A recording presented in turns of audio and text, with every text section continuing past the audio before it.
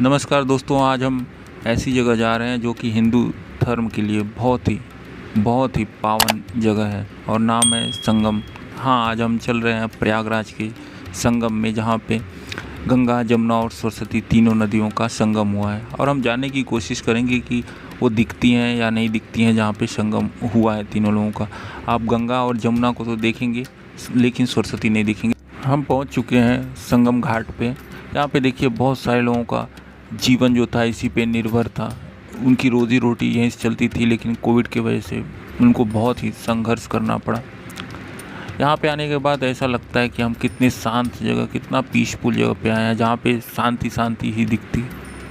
इन Covid की वजह से इन लोगों के लिए बहुत मुश्किलों का सामना करना पड़ा, क्योंकि इन लोगों की रोज़ी रोटी इसी पे निर्भर रहती है। यहाँ पे बहुत सारी नावें आपको दिखेंगी, अलग अलग तरह की, अलग अलग सजाए हुई दिखेंगी आपको।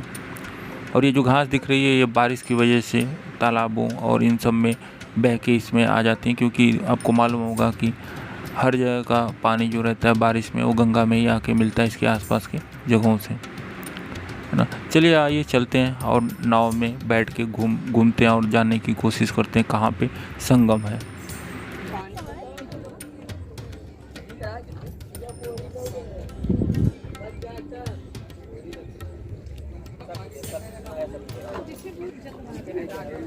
आइए सर।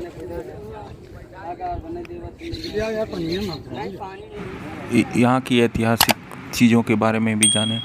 हिंदू धर्म में देखा जाए तो 3 देवता हैं और 3 देवियाँ हैं। 3 देवताओं में शिव, विष्णु और ब्रह्मा है, और 3 देवियाँ पार्वती, लक्ष्मी जी और सरस्वती जी हैं।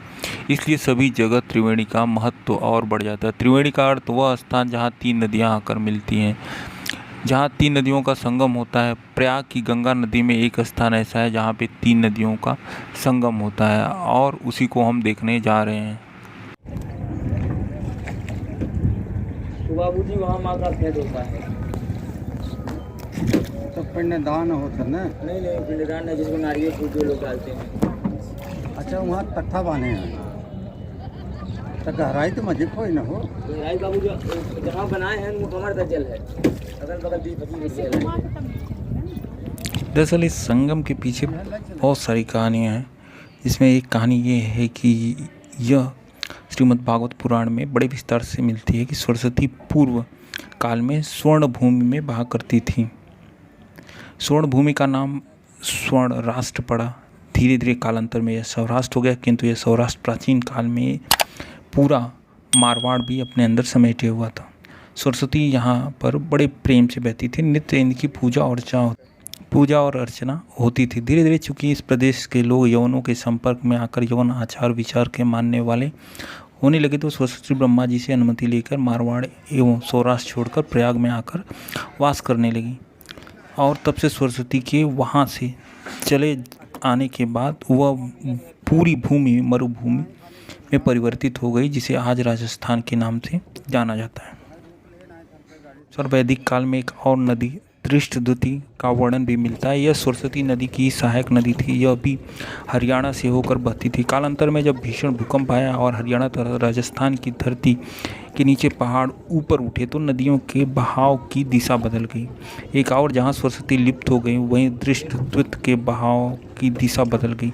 यह दृष्टद्युति को ही आज यमुना कहा जाता है। इसका इतिहास 4000 वर्ष पूर्व माना जाता है। भूचाल आने के कारण जब जमीन ऊपर उठी तो सरस्वती का आधा पानी यमुना में गिर गया। इसलिए यमुना के साथ सरस्वती का जल भी प्रभावित होने लगा। सिर्फ इसलिए प्रयाग में 3 नदियों का संगम माना जाता है।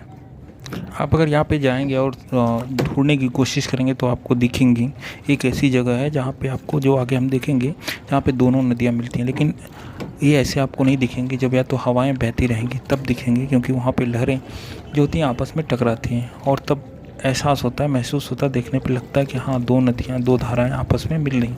उसी को संगम कहते हैं। और यह हिंदू धर्म के लिए बहुत ही महानतम जगह है। आपको मालूम होगा कुंभ का मेला भी लगता है और कितने लोग यहाँ पे इकट्ठा होते हैं। कल से लेकर आज एक आँख हाथ हो गई।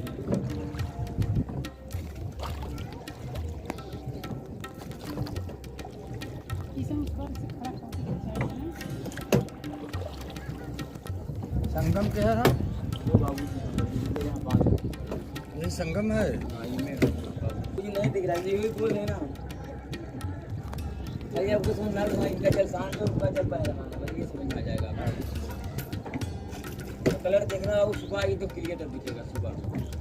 हवा चलेगा ना, ज़्यादा लहर उठती है तब दिखाई देता है। इसमें नाव में गंगा है, जमुना, ये जो दीजिए 3 थे ना, गंगा जमुना सरस्वती, सरस्वती। तब मिला एक संगम में। चला संगम में हम नहाए खाए तो भाई चलो संगम में। हम धार्मिक उल्लेख की बात करें तो महाभारत शल्य पर्व में सरस्वती नामक 7 नदियों का उल्लेख किया गया। यह एक सरस्वती नदी यमुना के साथ बहती हुई गंगा से मिल जाती है। ब्रजमंडल के अनुश्रुति के अनुसार एक सरस्वती नदी प्राचीन हरियाणा राज्य से ब्रज में आती थी और मथुरा के निकट अंबिका वन में बहकर गुणेश्वर महादेव के समीपवर्ती उस स्थल पर यमुना नदी में मिल जाती थी, जिसे सरस्वती संगम घाट कहा जाता है। सरस्वती नदी और उसके समीप के अंबिका वन का उल्लेख भी पुराणों में मिलता है। पवित्र है। प्रयाग में गंगा, यमुना और सरस्वती नदी का संगम है। धार्मिक महत्व और ऐतिहासिक कुंभ मेला प्रत्येक 12 वर्षों में यही लगता है। वर्ष 1948 में महात्मा गांधी समेत कई राष्ट्रीय नेताओं की राख का विसर्जन यहीं किया गया था। के अनुसार जो लोग उस जगह पर स्नान करते हैं जहाँ 2 नदियाँ एक साथ बहती, उन्हें स्वर्ग की प्राप्ति होती है। पुराणों के अनुसार एक तीसरी नदी भी है जिसे सरस्वती कहा जाता है, इसलिए यहाँ पे संगम इसको बोलते हैं। वीडियो आपको पसंद आई होगी। अगर आपको अच्छी लगे तो लाइक करें और सब्सक्राइब करना ना भूलें। जय हिंद, जय भारत।